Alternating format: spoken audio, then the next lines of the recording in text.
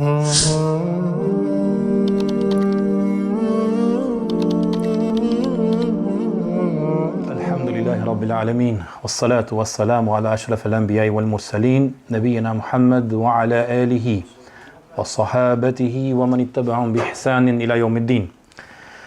Gjithë falënderimet dhe lavdërimet Allahu xhalla xjalaluhu i takojnë, përshëndetet, selamet mbi pejgamberin sallallahu alaihi wasallam i dërgojmë. Mbi familjen e tij, mbi shokët e tij dhe mbi gjithë ata rrugën e të cilit deri në ditën e gjykimit e pasojnë Allahu xhalla xjalaluhu na bëh prej tyre. Fillojmë me dersin e 15 të radhës në lidhje me përshkrimin e Rasulullahit sallallahu alaihi wasallam. Herën e fundit kemi fol për periudhën e Isras dhe Mirajit. Paraprakisht kësaj periudhe ka parapri thirrja e pejgamberit sallallahu alaihi wasallam në Taif. Dhe kemi thënë se pejgamberi sallallahu alaihi wasallam me gjithë maltretimet, torturat, përgënjeshtrimin që a bën Rasulullahi sallallahu alaihi wasallam në Taif, pejgamberi sallallahu alaihi wasallam e vazhdoi përpjekjen e tij dhe davetin e tij që ta përçoj amanetin e tij, t'ia u kumtoj njerëzve thirrjen e tij. Dhe kështu pejgamberi sallallahu alaihi wasallam vazhdoi t'ia u paraqes fise dhe fise, derë më derë njerëzve thirrjen e Allahut subhanahu wa taala. Megjithse pejgamberin sallallahu alaihi wasallam e përgënjeshtronin, jo vetëm kaq, mirë po mushrikët e Mekës, Kurejshit, organizonin dhe bënin propaganda kundër tij. Dhe shkonin mbrapa atij duke propaganduar kundra pejgamberit sallallahu alaihi wasallam para fiseve të cilëve pejgamberi sallallahu alaihi wasallam ju prezantonte Islamin. Se ky është gënjeshtar dhe ky ka ardhur t'ju prish fen tuaj e kështu me radhë. Megjithatë, pejgamberi sallallahu alaihi wasallam nuk e ndali përpjekjen e tij, thirrjen e tij. Andaj edhe nga këtu kuptojmë, vëllezër të ndershëm, se kjo thirrje ka vështirësi. Thirrja e pejgamberit sallallahu alaihi wasallam dhe thirrja e gjithë pejgamberëve ka ballafaqime me armiqtë e Islamit. Sikurse vetë pejgamberi sallallahu alaihi wasallam u përball me këto tortura, u përball me këto propaganda.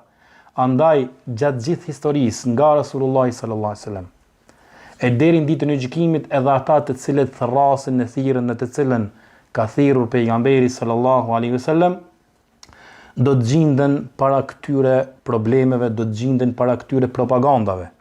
Mirë po njëkohësisht kuptojmë se armiqtë e Islamit nuk ndalen me propagandat e tyre sikurse kanë qenë kohën e pejgamberit sallallahu alaihi wasallam. Domethënë, gjatë gjithë kësaj kohe deri në ditën e gjykimit, në të gjitha periudhat kohore, do të jenë prezente, do t'i shohim prezente dy taborre.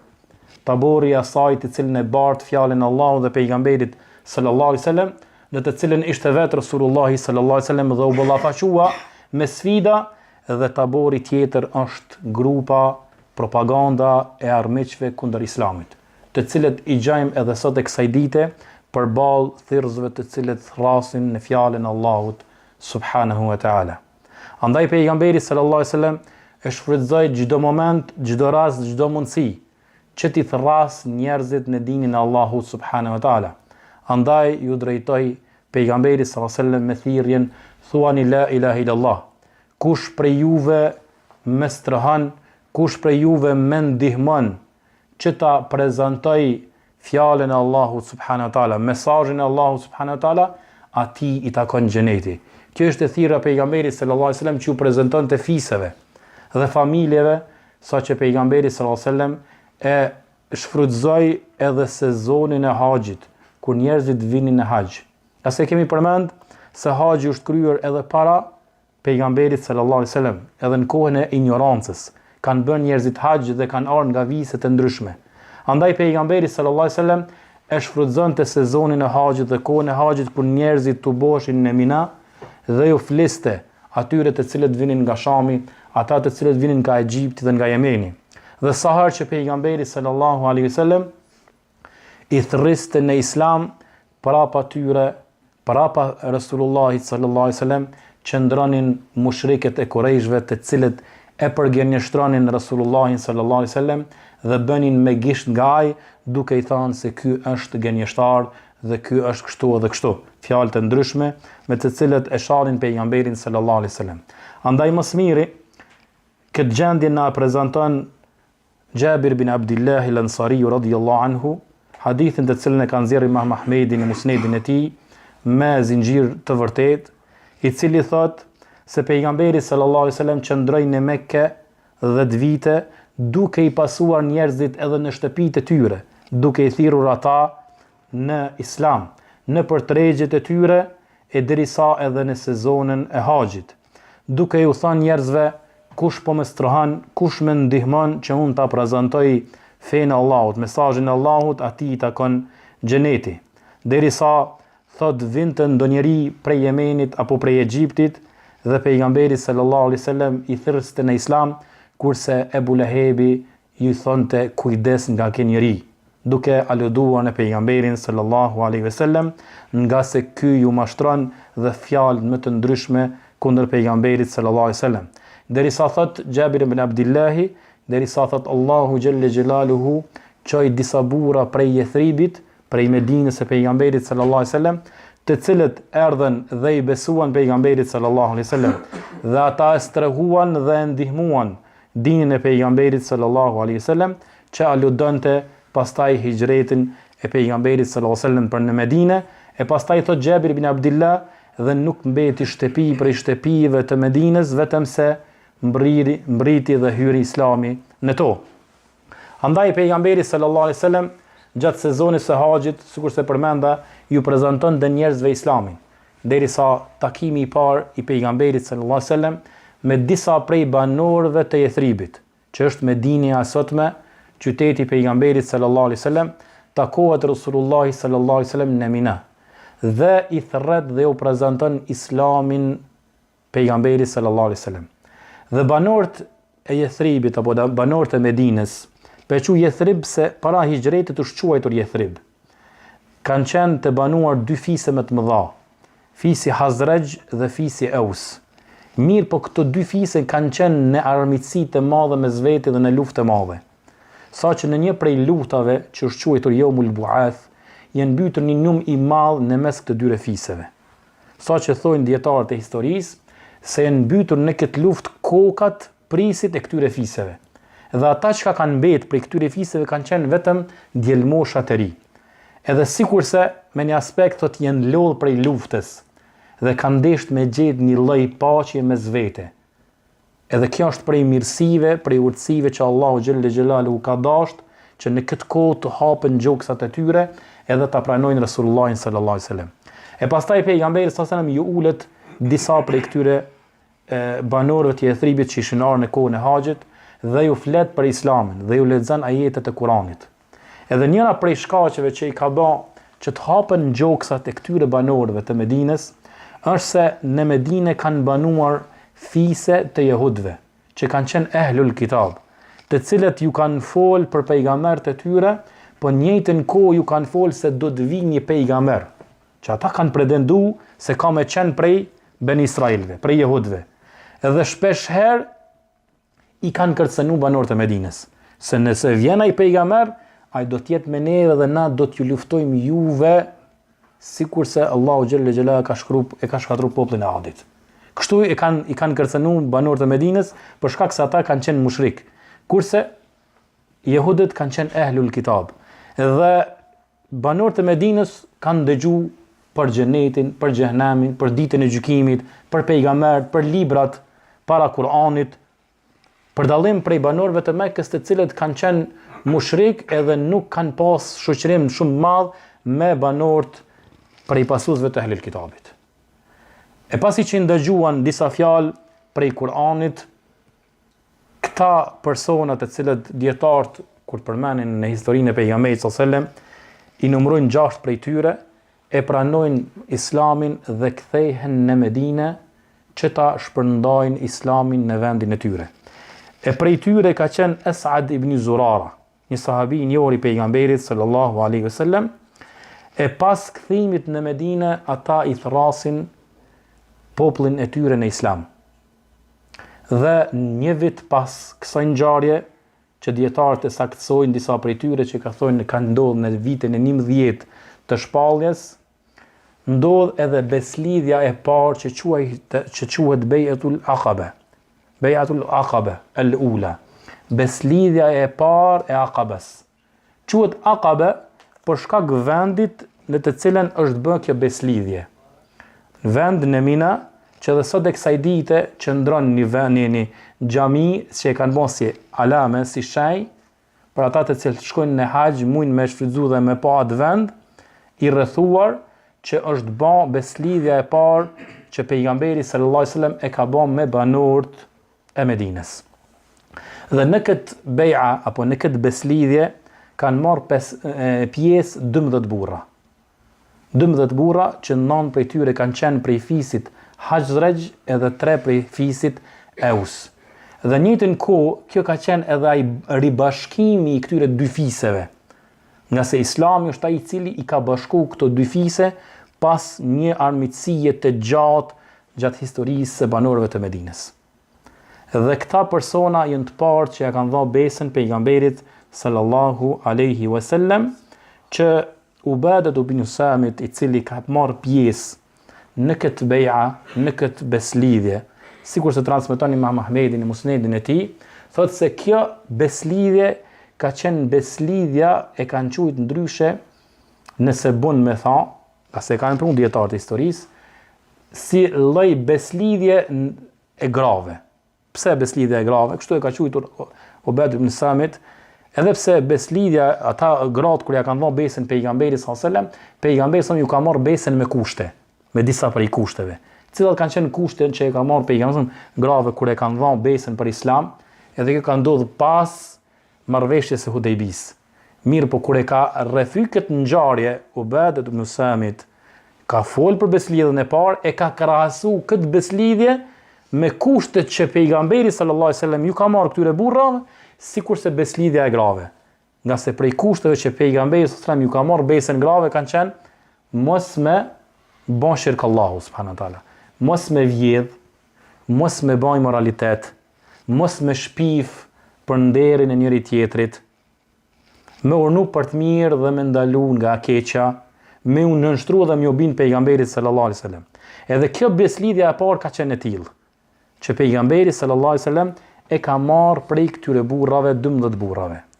E pas kësaj beslidhje, pejgamberi sallallahu alaihi wasallam e ka dërguar njëri prej sahabëve të njohur në Medinë që t'ju mësoj Islamin banorëve të Medinës. Ai është Mus'ab ibn Umair, që keni dëgjuar për të.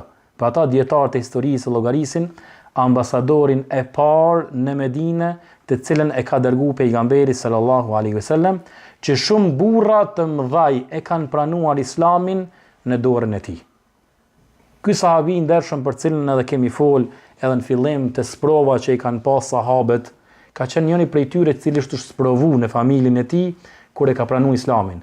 Ka qenë një burr i pashëm, i pasur, dhe ka qenë njëri modest dhe cili ka pas modesti dhe ka pas urtësi. Andaj jo rastisht pejgamberi sallallahu alajhi wasallam e ka zgjedhur këtë burr që më shpërnda Islamin në Medinë. Përndryshe, Mus'ab ibn Umairi ka ra shahid në luftën e Uhudit. Mirë po, pejgamberi sallallahu alajhi wasallam e zgjedhi këtë person që t'ju mësoj njerëzve Islamin, t'ju mësoj njerëzve Kur'anin dhe t'ju prinj atyre në namaz. Për ata ndryshe u shquajtur edhe al-Muqri. Mus'ab ibn Umairi u shquaj edhe al-Muqri, lexues, nga se ju ka mësuar njerëzve Kur'anin dhe ju ka lexuar atyre Kur'anin. Dhe është njëri prej atyre cilën disa prej burrave të mëdhaj që e përmena në Medinë, e prej tyre Saad ibn Muadhi e ka pranuar Islamin në dorën e tij.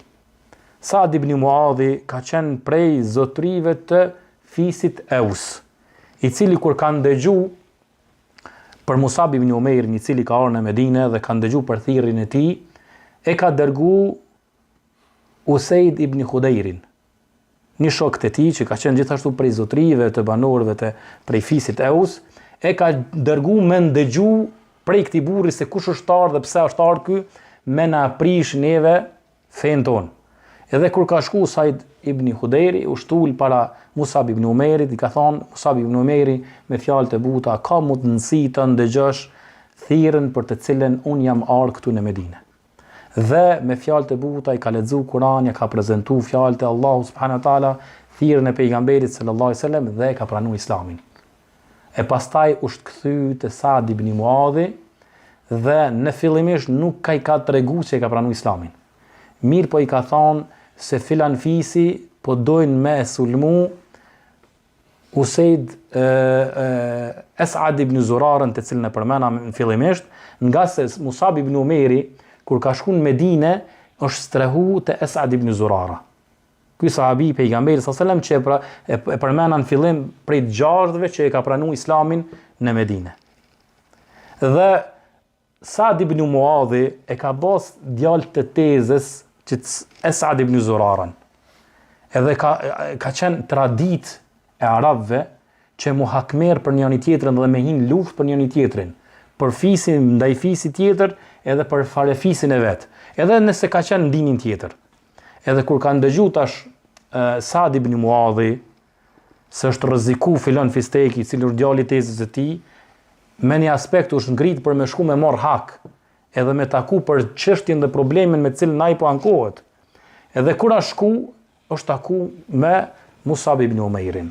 Dhe ka ul Musab ibn Umeiri, Saad ibn Muadhin dhe i ka fol për Islam, i ka lexuar për ajeteve të Kuranit. Pastaj Saad ibn Muadhi ka thonë, çka duhet me bën me hindinin e juaj? Ka thonë, duhesh me thonë shahadetin, mu pastru edhe me i fal 2 rekate. Kështu ka ardhur sipas disa rivajeteve, të cilën e kanë përmend dietarët e historisë. E pastaj është kthy Saad ibn Muadhi në fisin e tij, në kabilin e tij me Islam, duke ju thonë banorëve të kabiles së tij, çka mendoni ju për mua? Ata kanë thonë, ti je prisi jon, ti je njëri më i ndershëm, je matrimi, kështu me radhë. Dhe kanë lëvdu Saad ibn Muadhin. Saad ibn Muadhi ka thonë prej sot, as keni më pa ftyrën e as keni më fol, as burr as grua derisa ta pranoni Islamin, derisa të hini në dinin e Muhamedit sallallahu alaihi wasallam. Dhe thuhet se të gjithë kabilja kanë hinë në Islam, me burra, me grasha kanë qenë. Dhe kështu ka fillu mu shpërnda Islami në Medine përmes Musab ibn Umeirit, i cili është ambasadori i parë që pejgamberi sallallahu alaihi wasallam e dërgoi në Medine. E pas një viti ndodh edhe beslidhja e dytë e Aqabes, po në njëjtin vend në Mina, cilën tregon Jabir bin Abdullah radhiyallahu anhu, të cilën hadith e kanë nxjerrë Imam Ahmedi Musnedin e tij me sened të mirë, se ka thonë banorët e Medinës, tash kanë thonë ensart, qysh ka mundësi na me elan të dërguën e Allahut, i cili po mohohet, i cili po përzahet, i cili po bredh prej një kodër dhe një kodër në Mekke, i cili po friket dhe s'pa ko kush e siguron davetin e tina, thot e si s'ka mundësi ne me i ndihmu pejgamberit sallallahu alaihi wasallam.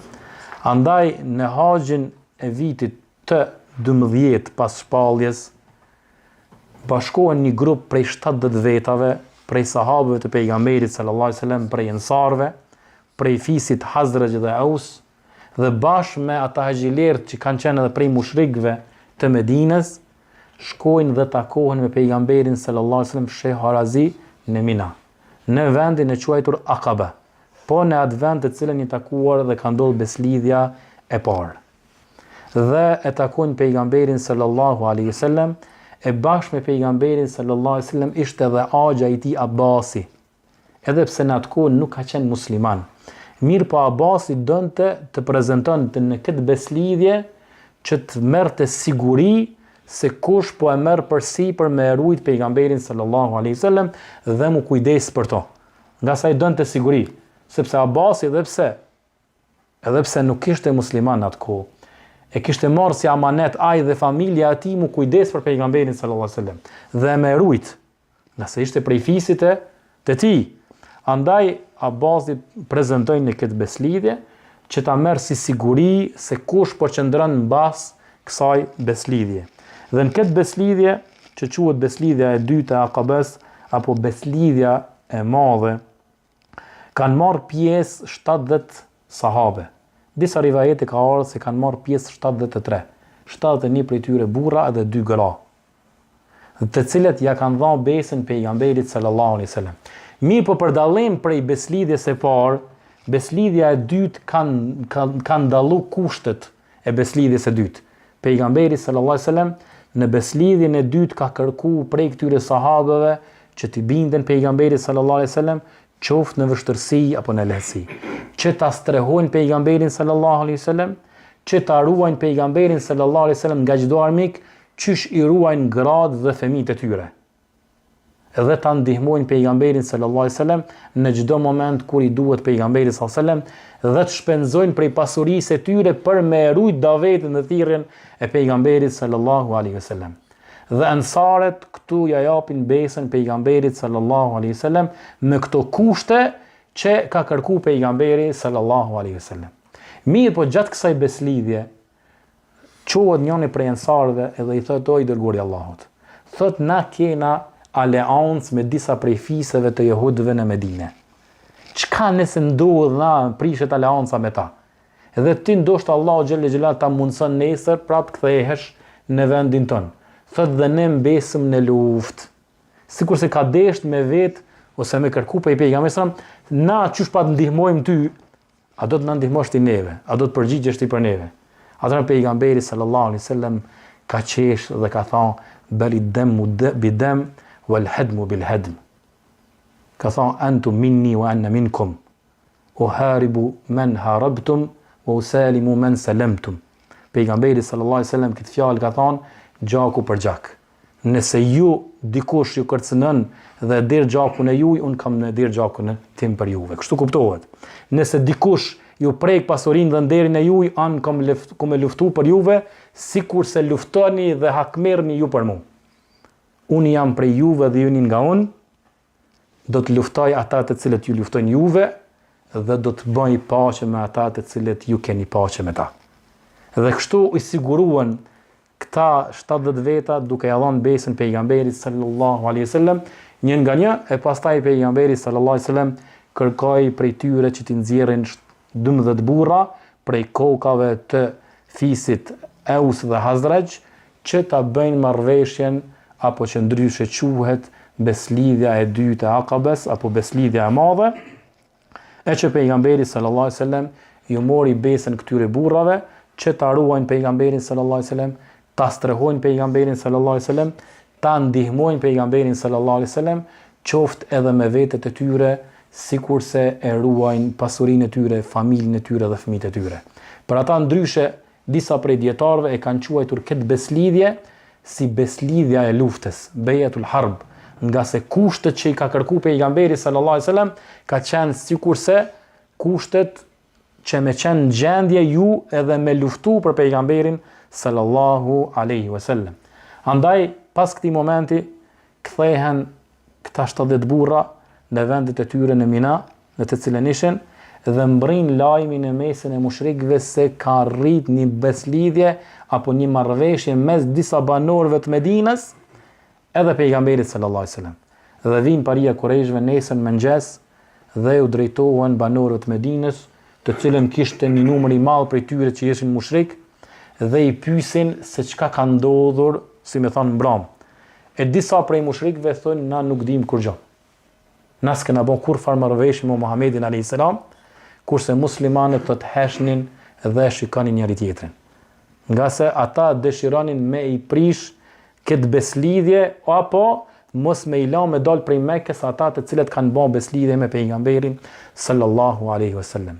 E pas kësaj beslidhje që janë celulat e para të çlirimit të Medinës, që ndryshe e quajnë edhe këta el-Fath disa prej dietarëve, edhe pse lufta e Bedrit apo betejë e Bedrit është njëra prej ngjarjeve më të mëdha historike, paraprakisht dietarët e quajnë se edhe Bejatul Aqaba al-Thaniya, beslidhja e dytë e Akabes, është një lloj çlirimi i Medinës. Për ata thuhet se Imam Maliku ka thonë të gjitha qytetet apo shumica e qyteteve të cilat janë çliruar me shpatë, Medinja është çliruar me paqe, me thirrjen e Muhamedit sallallahu alaihi wasallam, në me krye me Musab ibn Umairin edhe gjithë këta sahabe prej ensarve që ja dhanë besën pejgamberit sallallahu alaihi wasallam, dhe kjo ishte një korridor, ishte një hapje e një strehimi që do t'i bënin pejgamberit sallallahu alaihi wasallam dhe sahabëve të tij, apo më mirë me thonë ishin themelet e para e ndërtimit të shtetit islam në Medine që do të ndërdoj pejgamberi sallallahu alaihi wasallam, edhe që është hapja e rrugës së hijretit të sahabëve edhe të pejgamberit sallallahu alaihi wasallam, për cilën do të flasmi inshallah në derset në vazhdim. Me kaq lutem Allahun xhelle xhelaluhu që Allah na i fal gjunahet tona, na i pranoj veprat tona. Aqulu qawli hadha astaghfirullah li wa lakum wa akhiru dawana alhamdulillahi rabbil alamin.